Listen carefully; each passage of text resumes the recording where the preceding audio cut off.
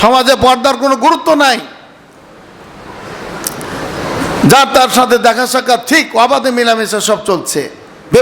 বেপর্দার কারণে জেনা ব্যভিচারের হার বেড়ে গেছে। আল্লাহ তাআলা কোরআনুল কারিমে জেনাকারিনী এবং জেনাকারী পুরুষের ব্যাপারে, মহিলা জেনাকারী এবং পুরুষ জেনাকারী তার ব্যাপারে কিন্তু কোরআনে আল্লাহ তাআলা বলেছেন সূরা নূরে, আযানিয়াতু আযানি, যারা বিবাহিতা এবং অবিবাহিতা আছে,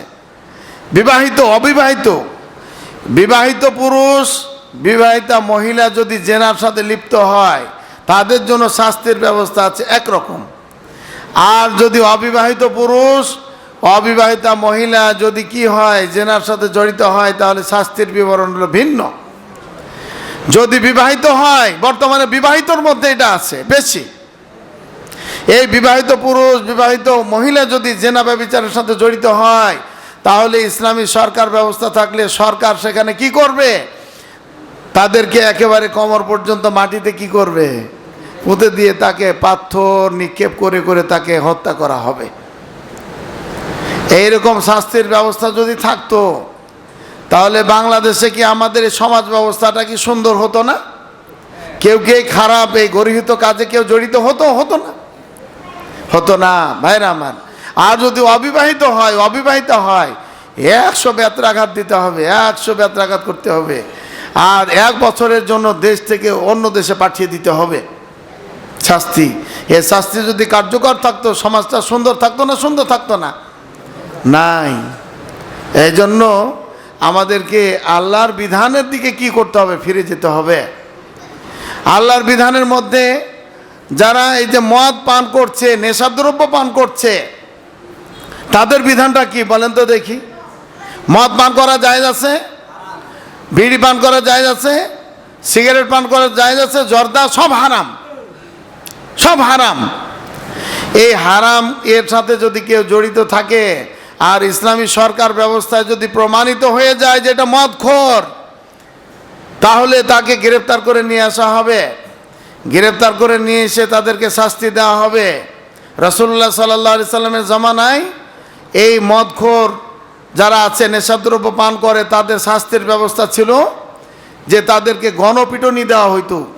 রাসূলুল্লাহ সাল্লাল্লাহু আলাইহি সাল্লামের জামানায় নয়মান বলে একজন লোককে গ্রেফতার করে নিয়ে আসা হলো, মদ পান করেছে, নেশাদ্রব্য পান করেছে, ধরে নিয়ে আসা হয়েছে। রাসূল বললেন যে ইদরিবুহু, তাকে মারো, প্রহার করো, তার এই অপবিত্র কাজ থেকে তাকে বিরত রাখো।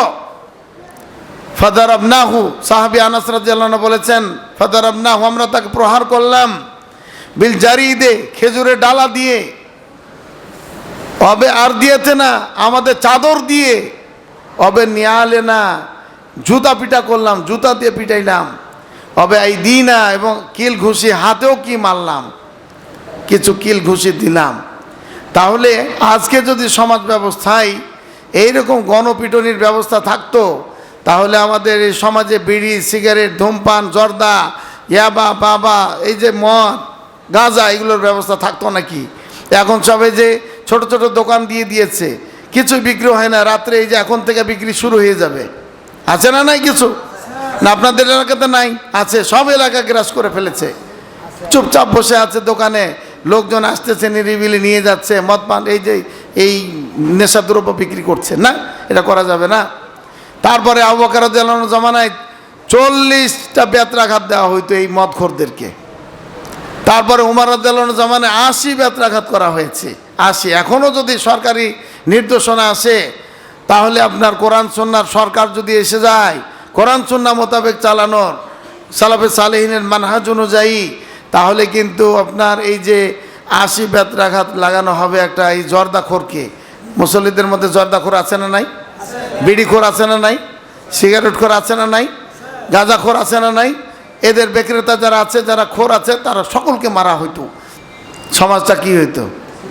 সুন্দর হইতো। জুয়াখোর আছে, জুয়া, হায়রে জুয়া হারাম। এই সমাজকে একেবারে জেনা, ব্যভিচার, এই যে মদ, জুয়া, সব কিছুতে কি করে ফেলেছে, গ্রাস করে ফেলেছে, নষ্ট করে ফেলেছে। সম্মানিত মুসলিম ভাইয়েরা, আপনাদের সামনে বলার অর্থ হলো যে সমাজ ব্যবস্থাটাকে কি করবেন, সুন্দর করবেন।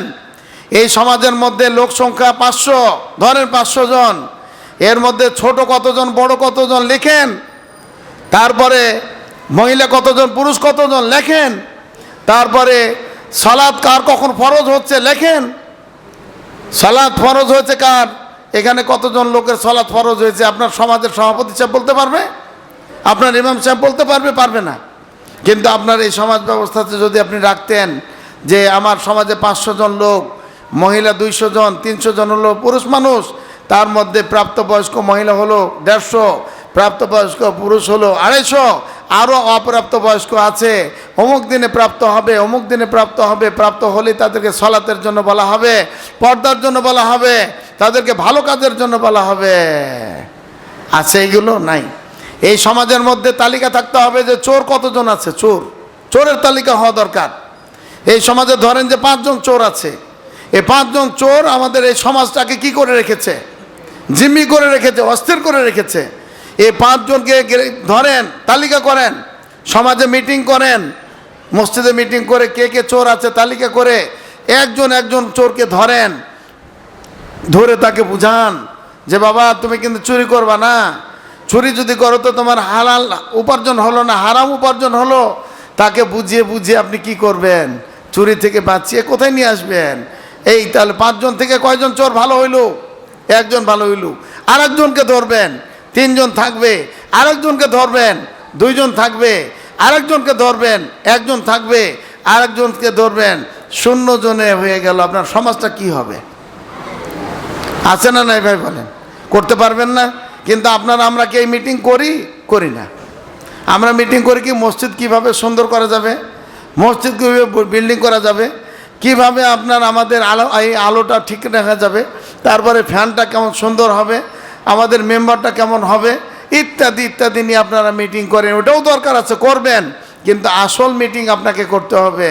যে সলাত আদায় করে না তাকে নিচে আপনি সলাত আদায়ের ব্যাপারে কি করবেন, তার বাপকে বলবেন, তার মাকে বলবেন, তাকে বাধ্য করবেন, দেখবেন যে কি হয়ে যাবে, সমাজটা সুন্দর হয়ে যাবে।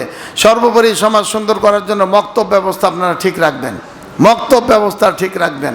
এই সমাজটাকে ঠিক করার জন্য শুধু মাওলানা আজহারুল ইসলাম সাহেবের কাজ না, এই সমাজটা ঠিক করার জন্য মাহাদি হাসান সাহেবের দায়িত্ব শুধু না, এই সমাজটাকে ঠিক করার জন্য শুধু শামসুল ইসলামের দায়িত্ব তা না, এটা সকলের দায়িত্ব আছে। কুল্লুকুম রাইন ও কুল্লুকুম মাসউলুন আন রাইয়াতিহি, প্রত্যেকে আপনারা দায়িত্বশীল, প্রত্যেকে। আমরাও কিন্তু আপনাদের এখানে এসেছি কি আমাদেরও দায়িত্ব নিয়েই এসেছি।